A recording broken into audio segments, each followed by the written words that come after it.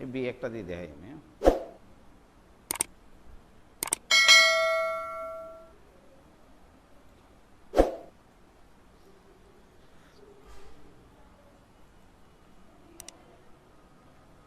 মানে এটা তো বুঝছেন যে কত ইম্পর্টেন্ট কম্পাউন্ড পাথ, যে এটা নামই হয়ে গেছে কন্ট্রোলেট করা।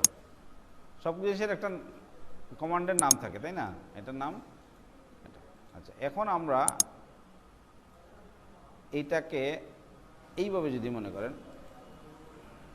আমি ওইরকম প্যাটার্ন আনতে পারি, যে কোনো ইচ্ছা। আমরা এইরকম এফেক্ট কিন্তু আছে, এই দেখেন, এটা আমরা শেপ বিল্ডার টুল দিয়েও করতে পারি। আবার এই যে এইখানে গিয়ে কী করলাম, ডিভাইড, এই যে এটাতে আছে না, আমি জাস্ট এটার ব্যবহার দেখানোর জন্য।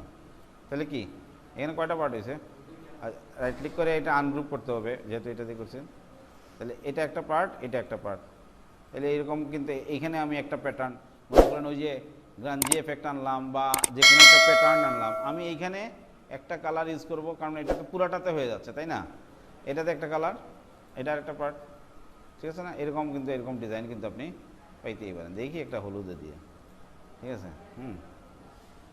হয়ে গেছে না? এখন যদি এটা এখানে আপনি প্যাটার্ন নিয়ে আসেন, এটাতে কিন্তু দুইটা অংশে এরকমভাবে আপনি করতে পারেন। বিভিন্নভাবে আপনি টেক্সট ইচ্ছায় যেটা দুইটা জয়েন করার দরকার তো নাই, এখানে তো আলাদা আলাদা এফেক্ট আসবে। করতে গেলে আবার একটার সাথে ওই কালার মিলে যাবে, তখন করা যাবে, কিন্তু মিলে যাইব। এই একটা এফেক্ট কিন্তু আছে। এইটা আমি দুই ভাগে ভাগ করছি, আপনি হয়তো 4 ভাগে ভাগ করেন। মনে করেন এখানে আরেকটা জিনিস করতে পারেন, যেমন মনে করেন সেই বিল্ডার টুল, এইটাকেই মনে করেন সেই বিল্ডার টুল নিয়ে আসলাম, ঠিক আছে? তাহলে এটা একটা এফেক্ট না? হ্যাঁ, এটা আমি করলাম কি, এটা সরি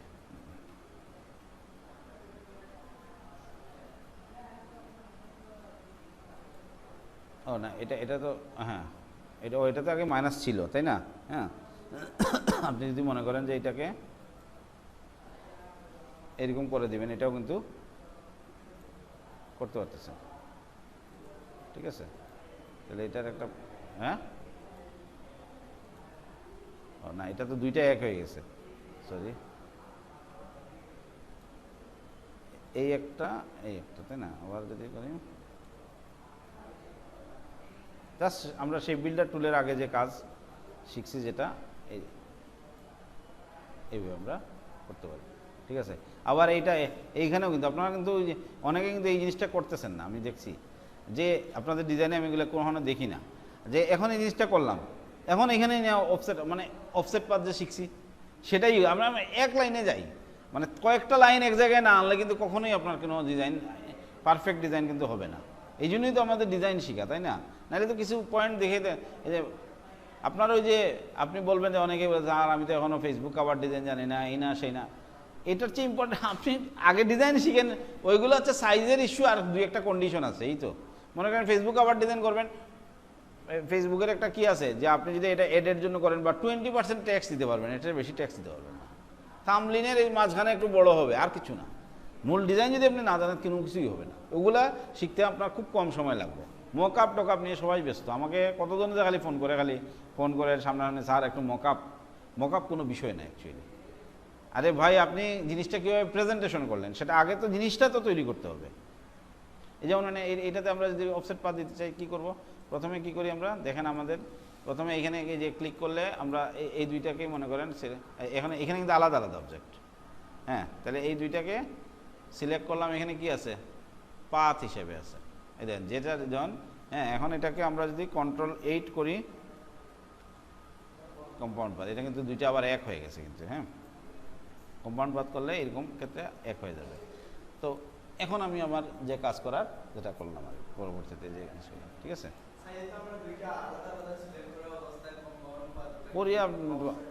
কোরিয়া তোমার আলাদা, এই যে মনে করে এখানে অবজেক্ট পাথ, সবাই মানে একটা টেক্সট নিয়েও আপনারা কিন্তু আপনাদের কেউ একজন একটু ধৈর্য ধরে আপনার যে নলেজ আছে, সেই বিল্ডার টুলের যে নলেজ, যে নলেজ, এই যে অফসেট পাথ, সবগুলো অক্ষর যদি একবার করতে পারেন, আপনি অনেক আগায় যাবেন, আমি বললাম আপনাদের।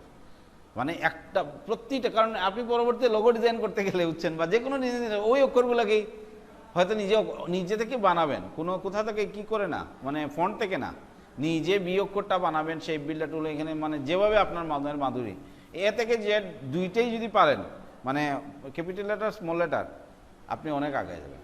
এটা ধীরে ধীরে একটা একটা করে, বা দুইটা অক্ষরের, যেমন আমি একটা দেখাতে চেয়েছিলাম, করা হয় না, এখন দেখাবো না, এ বি দিয়া, এ আর বি দুই জায়গায় এক জায়গায় করে মনে করেন কীভাবে একটা, যে নলে আপনার ডিজাইনিং যে কনসেপ্টটা আসে ওইটা দিয়ে তাহলে চলে আসবেন। এই অফসেট পাথ মনে করেন এখানে আমরা 15 আগাই বাড়াই দিই, এই দেন এটা করলাম। এখন কি করব আমরা, এখানে কয়টা আছে, দুইটা, এখন যদি মাইনাস বাদ দিই তাহলে তো এই যে জিনিসটা কিন্তু এখন মানে কতভাবে যে আপনি কত কিছু, মানে আর যে কোনো এক স্টেজে যা থেকে যাওয়ার আগে আরেক স্টেজে কী করবেন, কপি করে রাখবেন, এই অভ্যাসটা করে ফেলবেন একেবারে, নাইলে ওই দেখা যাবে যে আবার পুরো নতুন দিয়ে করা লাগতেছে। ঠিক আছে, তাহলে আজকে এখানে থাক। হ্যাঁ, আপনারা একটু দয়া করে প্র্যাকটিসটা করবেন। আচ্ছা, এটা